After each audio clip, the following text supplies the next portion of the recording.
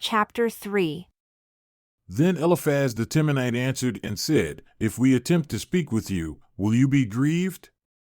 But who can withhold himself from speaking? Behold, you have instructed many, and you have strengthened the weak hands. Your words have upheld him that was falling, and you have strengthened the feeble knees. But now it has come upon you, and you faint. It touches you, and you are troubled. Is not this your fear, your confidence, your hope, and the uprightness of your ways?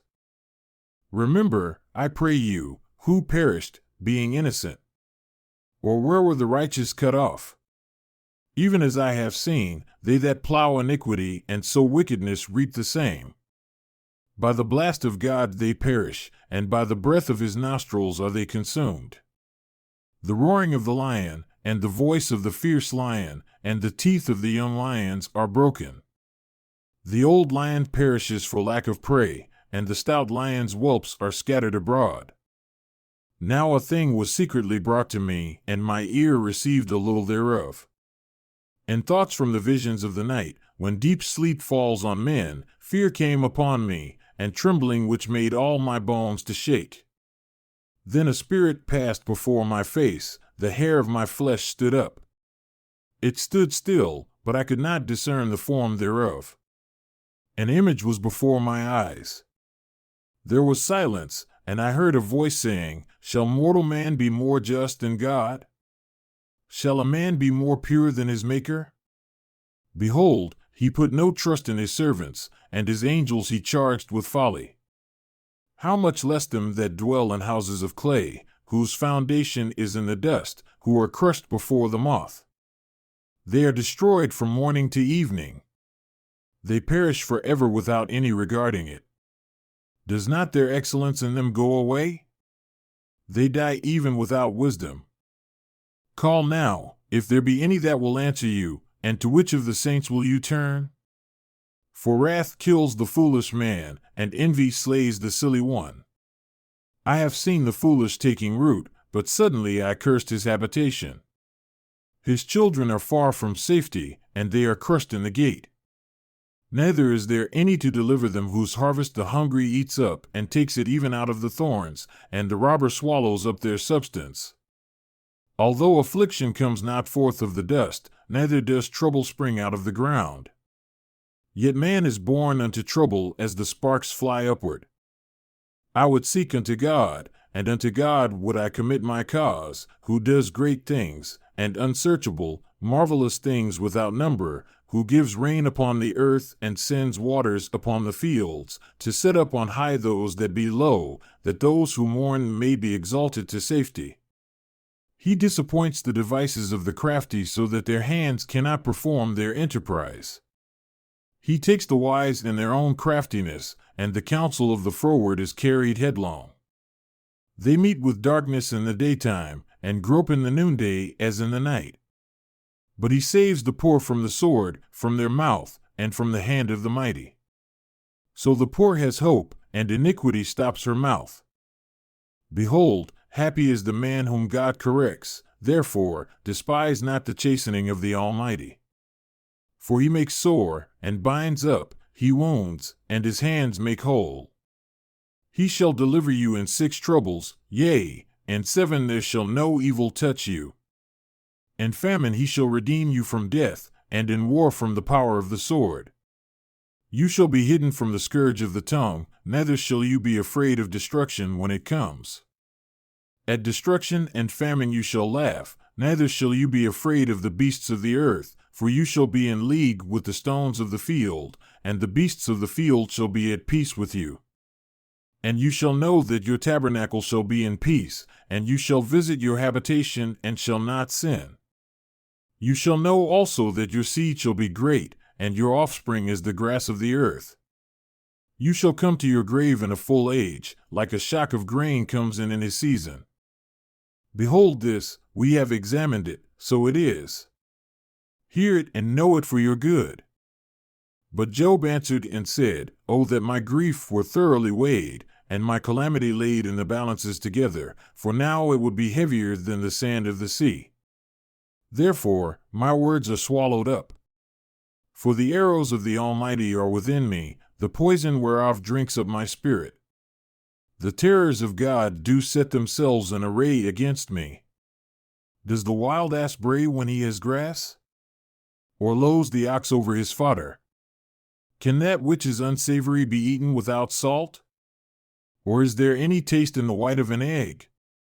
The things that my soul refused to touch are as my sorrowful food.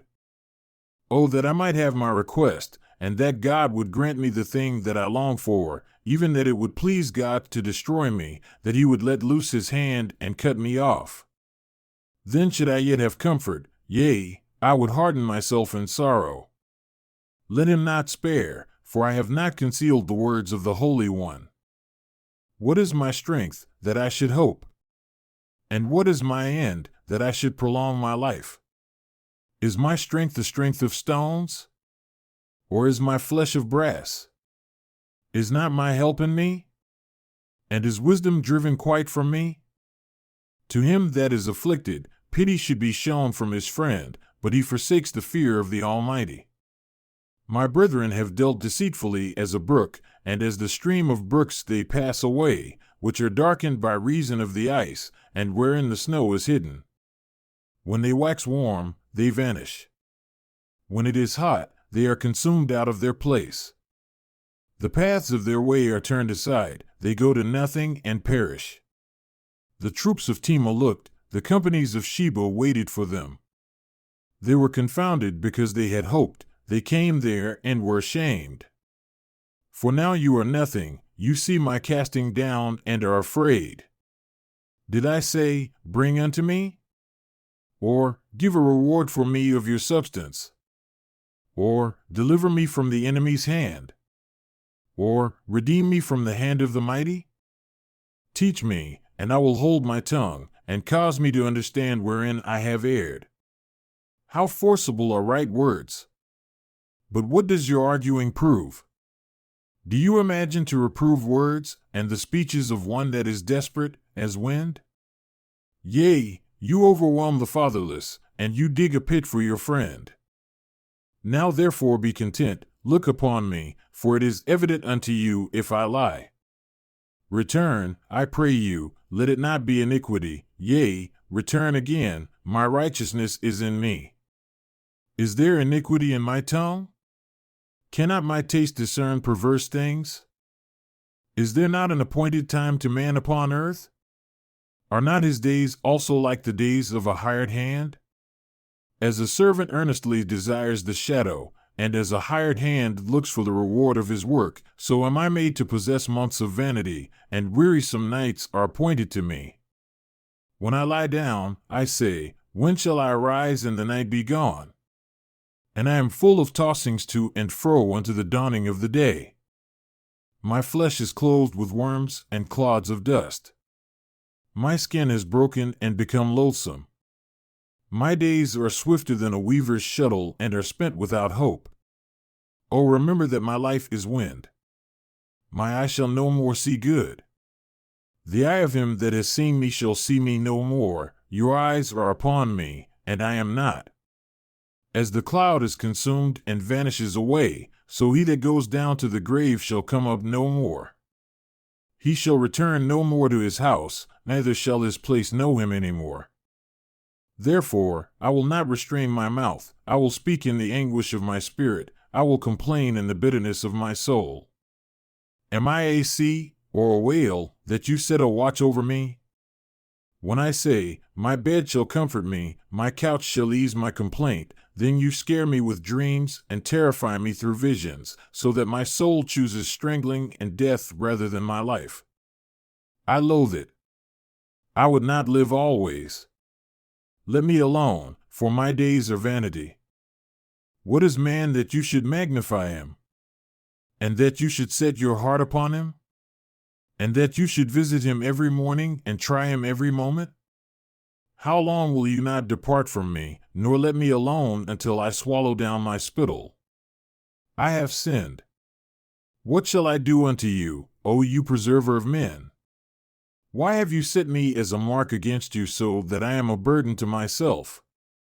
And why do you not pardon my transgression and take away my iniquity? For now shall I sleep in the dust, and you shall seek me in the morning, but I shall not be,